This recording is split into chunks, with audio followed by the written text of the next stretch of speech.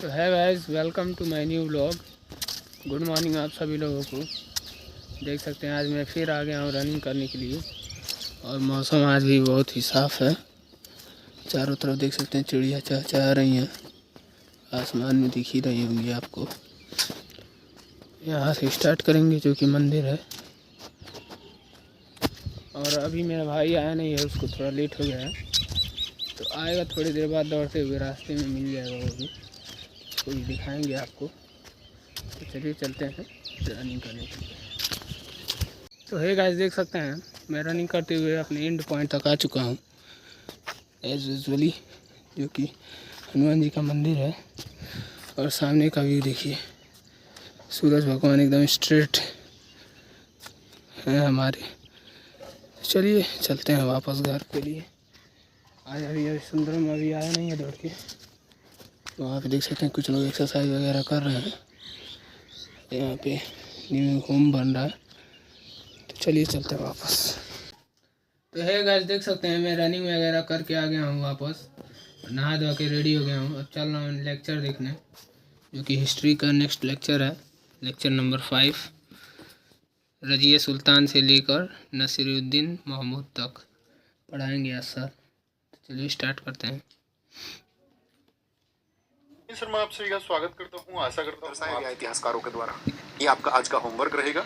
उम्मीद करेंगे आप इसको अच्छे से पढ़ेंगे। कल और हमारी क्लास होगी, कल गुलाम वंश खत्म हो जाएगा और फिर आपका जो है या होली अच्छे से सेलिब्रेट करना।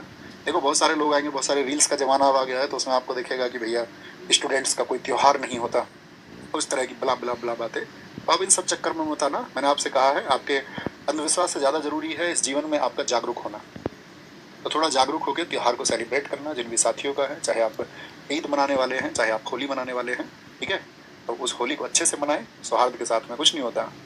अभी रिजल्ट में नियर बाई कोई एग्जाम भी आपका नहीं है, समझ में आता है, अगले दिन 2 दिन बाद कोई परीक्षा है, आपकी बोर्ड एग्जाम है, तब तो थोड़े फोकस की जरूरत होती है। लेकिन परीक्षा है तो थोड़ा मतलब चीज़ों के साथ जुड़ा हुआ महसूस किया करो। अगर आप रिसर्च करोगे जो NCRB के आंकड़े हैं, देश में जो आत्महत्याएं हैं उसमें आत्महत्या जो छात्र कर रहे हैं, छात्र आत्महत्या की अगर हम बात करें, क्योंकि बाकी आत्महत्याएं तो किसी पारिवारिक कलेश, पारिवारिक कारण, आर्थिक स्थिति आदि की वजह से होती हैं। एक छात्र जो होता है ना, युवा, चाहे वो युवती हो, ऐसा नहीं है सिर्फ युवा ही आत्महत्या करते हैं, युवतियां भी। बस युवा 53% है और युवतियां 47%। तो उसके अनुसार जब उसका विश्लेषण होता है तो उन कारणों के बारे में यदि व्याख्या करें कि वो युवक और युवती जिनके ऊपर ना तो उतना आर्थिक प्रेशर होता है, एक छात्र के ऊपर तो उतना आर्थिक दबाव भी नहीं होता कि उसको घर चलाना है, सारी चीजें उसको चलानी है, उससे ज्यादा चिंताएं उनके साथ पिता कर रहे होते हैं, या कई छात्रों के हिस्से में आ भी जाती है ना, लेकिन ज्यादातर के में नहीं आती।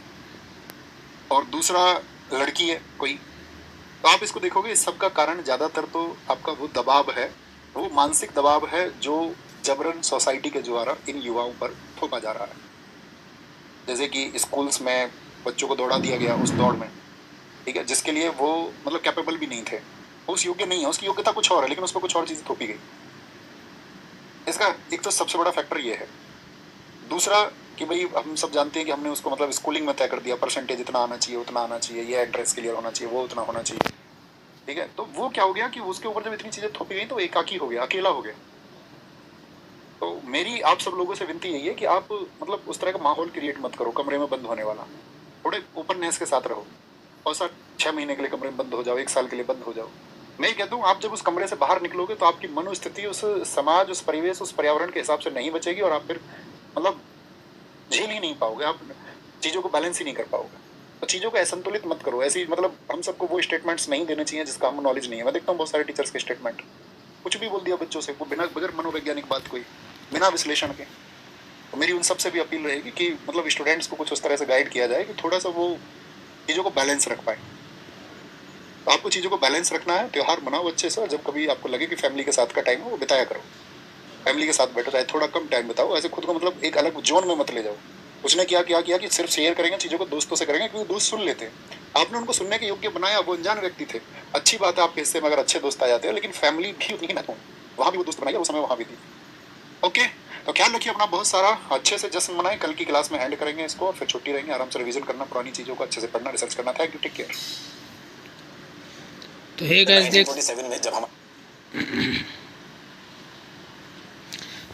देख सकते हैं ये भी लेक्चर कंप्लीट हो गया, नोट्स वगैरह बन ही गया है। नसीरुद्दीन महमूद तक। अब चल रहे हैं मैथ की क्वेश्चन सॉल्व करेंगे। मैथ का क्वेश्चन सॉल्व करेंगे, उसके बाद मिलते हैं थोड़ी देर बाद।